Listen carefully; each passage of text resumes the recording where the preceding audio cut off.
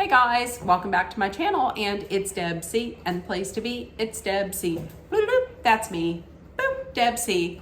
Hey guys, and happy Thursday. I hope everybody had a great day and is having a wonderful week. I had today off. Past Debbie, decided to take a day off. I take off usually one day a month just for mental health reasons, just to rejuvenate and relax and recharge. So I did that today. Happy Galentine's Day. It is Galentine's Day, so happy Galentine's Day. I had said that you would get a video yesterday. You didn't because I was not feeling great at all. So that's why I was like, mentally I was fine. It's just physically, I did not feel so hot. So that's why I was like, let's just take the night off. We'll watch our show and then regroup. Okay. The show I'm talking about is Real Housewives of Beverly Hills. Let's get into it. In this episode, we start off in Augusta with Sutton. So Kyle and Reba were talking because Kyle had gotten back from a run, and Reba was there. She was, and Reba had kind of opened up to her, which later on Sutton is like, boy, I can't believe she just told you that information. And Reba had said that she's as a mother, she was not a nurturer, which is not surprising to me. And it's probably because she was raised by she wasn't just raised by her father, but her father kind of taught her to be tough. Sutton does talk to Kyle and also in the confessional about her father and his depression. He had suffered from chronic depression. He would self-medicate with alcohol, but he also took medication, and he had talked several times about unaliving himself. So while this is going on downstairs, listen, Avi is really trying to make Reba a drink and trying to make her feel like, is there anything I can get for you? And she's shutting him down at every turn. And Garcelle comes into the room. She sees this, and listen, in her confessional, she's like, I get it now. Apple tree. The apple doesn't fall far from the tree when you look at how Reba interacts with Avi, and then they show some flashbacks of how Sutton sometimes interacts with Avi. I can see little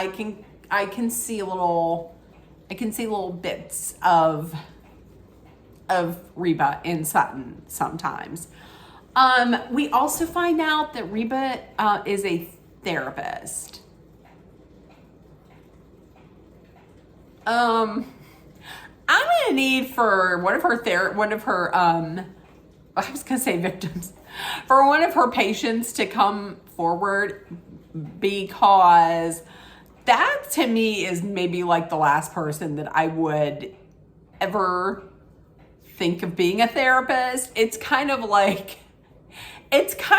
me being like a, weight loss coach or a makeup artist or something like that. Like, okay, not really, or a singing coach, because I'm terrible at all those things. But Reba does say that she is going to be retiring because she's 82.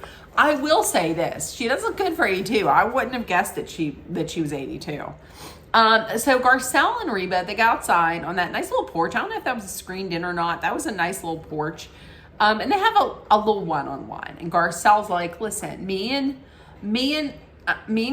Sutton have talked. I've gotten to be good friends with Sutton, and we've talked. And Sutton works very hard. And she wants to make you proud. So she would just like to hear maybe that you're proud of her and that you love her. And Reba comes back saying, I don't think that's any of your business. She said, I don't mean that to disrespect you, but you don't, basically like, you didn't grow up in our family, you have no clue. And Garcelle's like, yeah, I know. That's right, I don't. But, I'm coming from a place where I'm a friend, I'm a friend who cares. And it's kind of, I see that it's bothering her. So I just wanted to bring it up. I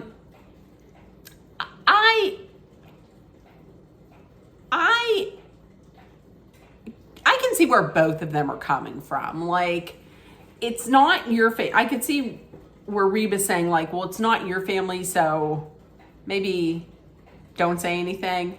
I can understand that, but I can also understand Garcelle wanting to say something because she sees that her friend's hurting. That's all. And Garcelle thinks that maybe Reba is the way that she is with Sutton because there's a jealousy over the relationship that Sutton had with her dad. Like, because later Sutton talks about how she was a daddy's girl and how about her father was like, her father would make chili and he would make all this excellent food like crab cakes. And she went from the food being excellent whenever her dad made it very good to the opposite of when her mom made like frozen fish sticks and it was terrible. So who knows? I mean, that could be the case. Maybe there is a little bit of jealousy there. I don't know if she was maybe jealous of her husband and that relationship that, that he had with Sutton, or if she was jealous of like Sutton having such a great relationship with her husband. Maybe she didn't. I don't know. But that's definitely something that could be. Sutton tells Reba, so they have lunch. Sutton tells Reba, I'm going to take the ladies over to see the house, meaning her childhood house, meaning the house that her father had unalived himself in. It was December 23rd, 2002. Yeah. I was really thinking that he had done this whenever she was younger, but she was 32, I think they said, when he did it. So, they're going to go over there. Now listen, I'm going to say this. I'm just going to get this out. This may be an unpopular opinion, but I had trouble having a lot of sympathy for Reba after hearing this. But when Sutton had said in the confessional, and she said a lot in the confessional, but she said that her mom was home on the day when he did this. She knew he was self-medicating with alcohol. He was taking sleeping pills and he was taking Xanax. He had talked about unaliving himself before, and he had a loaded gun, but she did nothing. I mean, Sutton had talked about how he was hospitalized for psychiatric care previously. All of this, like, there's all of this history, and she knew what was going on, and she's a therapist, so she would know. And he had a loaded gun, and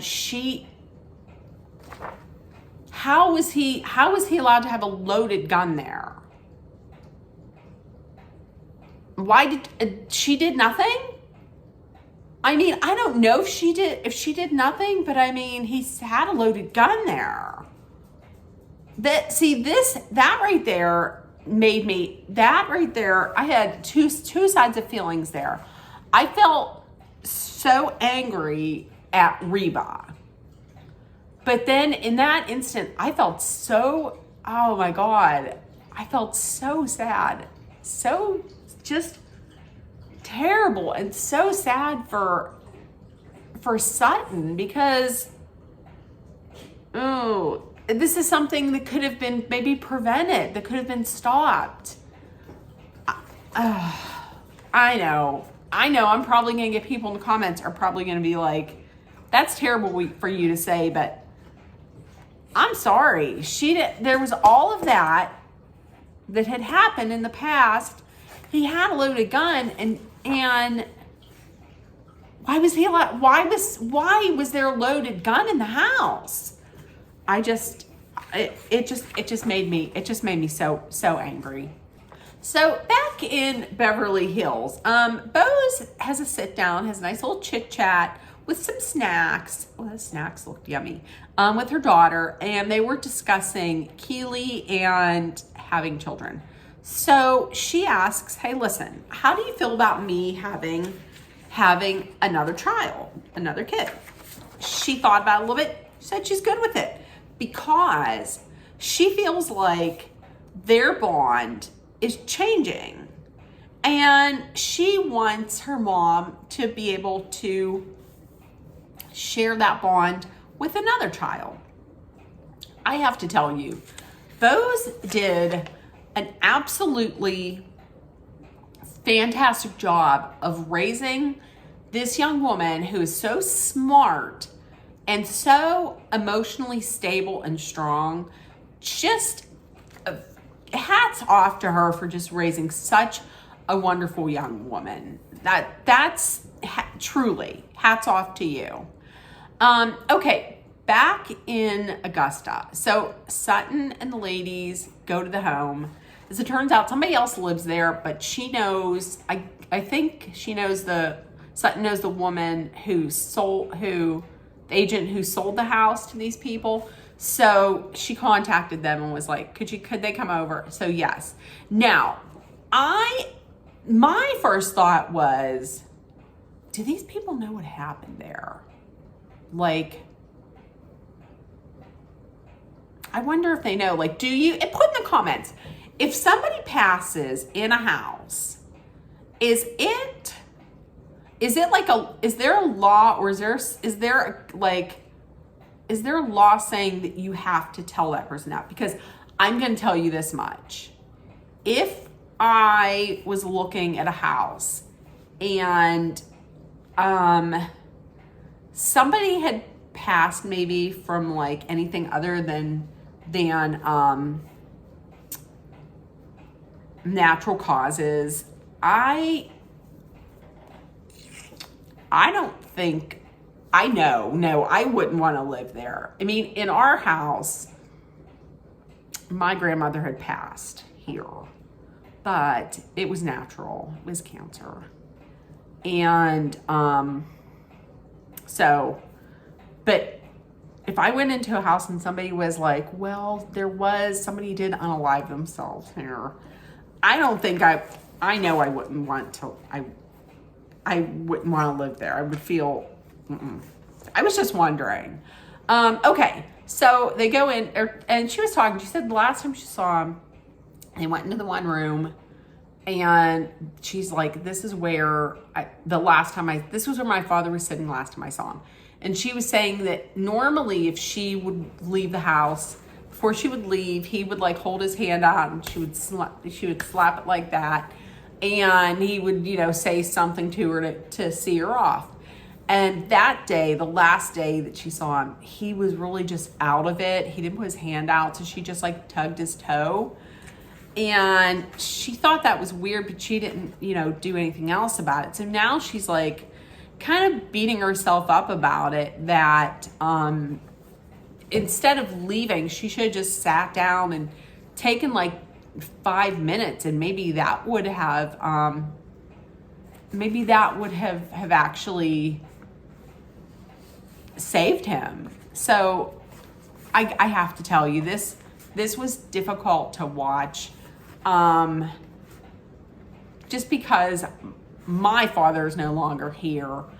It wasn't by his own hand that he's not here, but just talking about her father, it made me think of my dad, and it was hard to watch. It was it was hard to watch because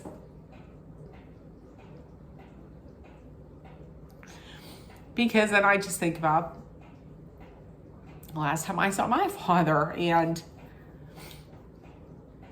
it was just not okay. It was tough. It was a tough episode to watch. So it was a tough scene to watch. So Sutton says she knows that her mom is suffering since her dad has died, but she wants to kind of like make it right between them. I think it's probably because her mom's 82 and she doesn't really want something to happen without them being good. I understand that. So back in LA, Bose, Dorit, and Erica, they meet for lunch. Bose talks about her and Keely talking about having a baby. So she's like, I really, we've been talking about marriage, talking about having a baby because I'm getting up there in age and I really have to think about this now. So we've been talking about having a baby, but here's the catch. Nobody has said anything. Like, nobody has said anything as far as like, I love you. Neither one of them have said, I love you. She wants him to say it first. I mean, she's like, maybe, Dorit's like, maybe you should say something to him. And they were both like, no. I'm not going to say that. Erica's like, don't say that. But I'm with Erica in confessional. She's like, well, they're saying that they want to have a kid, but nobody has said, I love you. I'm kind of with her. I feel like you have to say, I love you first if there's going to be like a marriage and a child. Bose said, I feel like he has love for me. And she wants to, keep having these discussions of having a child and getting married, but there's not any, it doesn't really, she doesn't seem to care if there's love. I don't know if she's just saying, if she's hoping that by talking about kids and marriage, that it's gonna have him come out and say, I love you. I don't know. Who knows? But then Dorit brings up the fact that she spoke to PK. And listen, I was expecting for her to say that he screamed at her. He didn't. He was like friendly. It was like nothing had ever happened, like old PK. And Dorit says, no, listen, don't look at me. This is not a reconciliation. And I'm going to tell you, Bose is 100% correct. This is a trick. This is absolutely a trick. Erica said it, he's ruthless in business, and he's going to be ruthless in this because divorce is a business. He is going to be ruthless. What he's doing, he's trying to placate her. He's trying to calm her down so that she sits back. She does nothing. She maybe thinks that, oh, PK is good now. Maybe there's a way that we can work this out. And then while she's sitting back and she's relaxed and she's calm, he's out there like Erica said, he's rounding the bases. Legally, he's allowed to go out and scoop up all the good lawyers for his case. And then there she is, unprepared, because he lulled her into thinking she has more time, or maybe he's changed his mind. But you sit back and then you're going to be the victim. So wake up, Dorit. I'm going to tell you right now. Number one, I like these three as friends. Number two, Erica has been telling you for a while, you need to get out. You need to get ready for battle, because that's what this is going to be. That's exactly what this is going to be. And she needs, She needs friends like this. She needs people who are going to be like, you got to get out. He is getting his ducks in a row. He is finalizing shit. You need to make these decisions before they're made for you. You need to get in there when you can make decisions. Absolutely. So back in Augusta, Kyle FaceTimes Kathy. Turns out Mo is vacationing with Portia. So when everything's okay for Kyle now and it's quiet, but when she gets back to Beverly Hills, she's going to be there in that empty house, and it's going to hit her. She's just going to be sad Kyle again, which is sad. So Sutton is making crab cakes. She said her dad made the best crab cakes. And I thought this was crazy, but like the day after her father passed, her mother loved these crab cakes so much that she made Sutton make these crab cakes. And she of course burned them because she was a mess. I mean, it's the day after your father passes. But making these crab cakes with all this stress on her, this is going to be the end of Sutton, because she got a ton of stress on her to make these crab cakes perfect.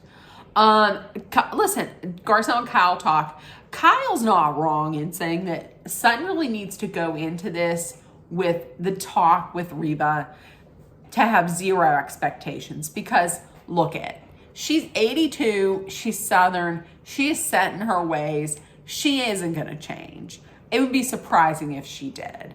So go in with zero expectations. That's what I always say. Don't go in with a goal. Don't go in with expectations. And then when you're let down, you're not really disappointed or let down or super sad. You just got what you expected. So Reba comes over and Sutton shows her mom the capsule collection for the clothesline that she has been working on. She's been working really super hard on this and would just love her acceptance. Probably, number one, not just because she's her mother, but because her mom was like this very hardworking businesswoman. That's where she got that from. She would love that. And it was the perfect moment for her mom to say how proud she is, because Sutton was like, well, what we do is we have numbers attached to each one of these, and each one of these clothes, these items, and then they have to be transmitted over to London, and showing like all this work that she has done. So it'd be the perfect moment for Reba to be like, oh, that is a lot of work. I'm really proud of all this work that you're putting into this. But instead she's like, that reminds me of ground beef. You know, whenever they say it's from America, but instead it's from, where did she say? Cuba. She didn't even say Cuba. Instead it's from Cuba. I'm like, ugh. Joan, why did you have to do this? All this hard work, and then you're likening your daughter's hard work to beef. And so Sutton wonders out loud, like, whether her mom is proud of her or not. And she's like, why wouldn't I be proud of you? And Sutton's like, well, because you never tell me. I mean, how would I know if you never tell me? And I can understand Sutton needing to hear that, just because of the way that Sutton raised her. Like, how is she really supposed to know when Reba herself said she wasn't nurturing and she was tough on Sutton? And I mean, after the divorce, it seemed like she praised Christian, Sutton's ex-husband, more than she did Sutton, her own daughter. So I can totally understand where she's coming from.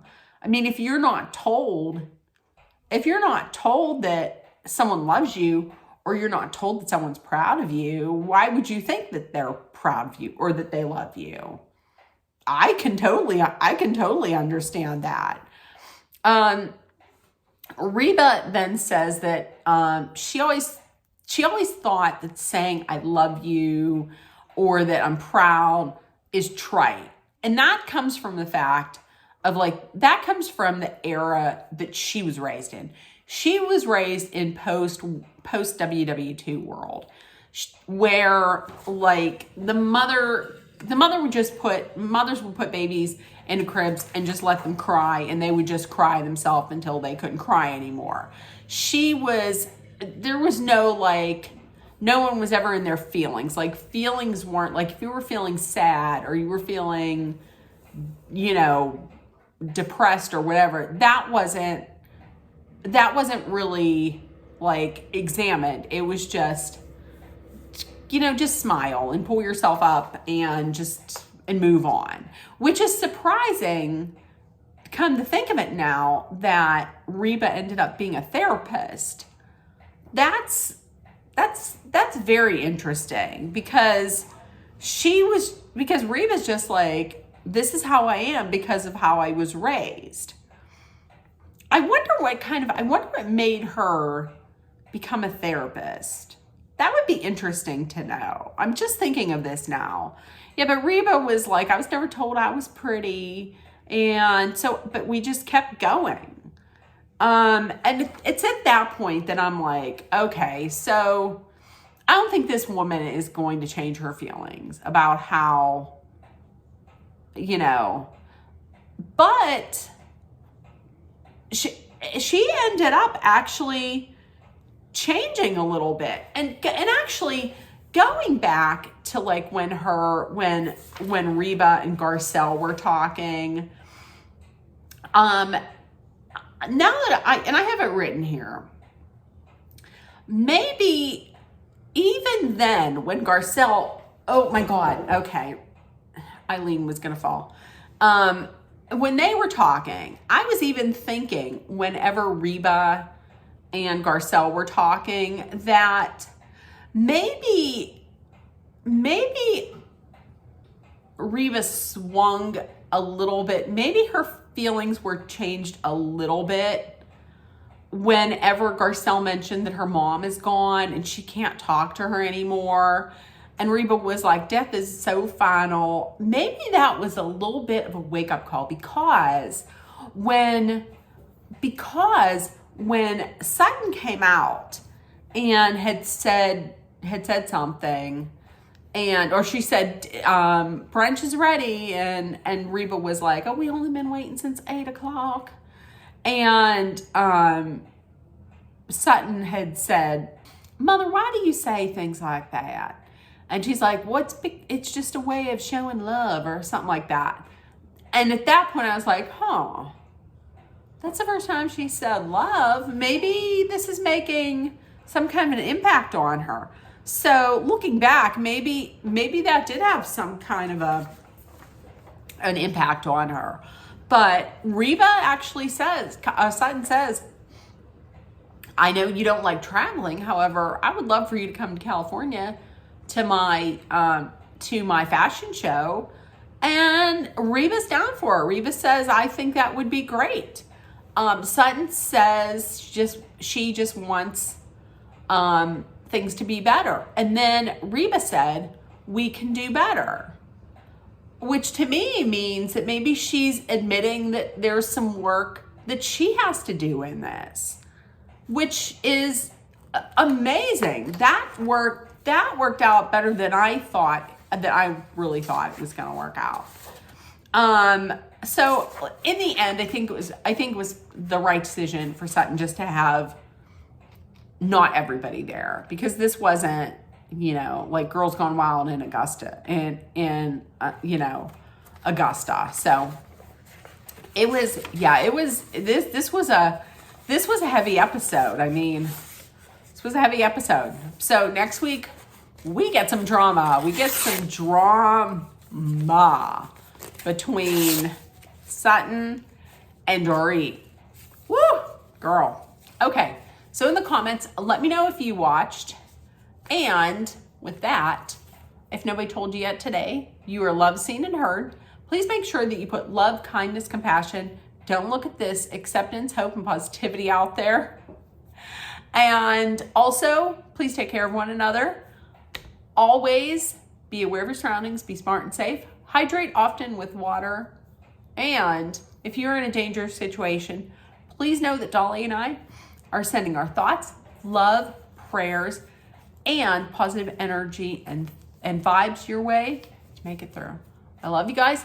I will see you tomorrow on Valentine's Day, which I can't stand. I will see you tomorrow. Bye, guys. Bye. And it's the weekend, and it's payday tomorrow. Woo! Bye, guys. Love you.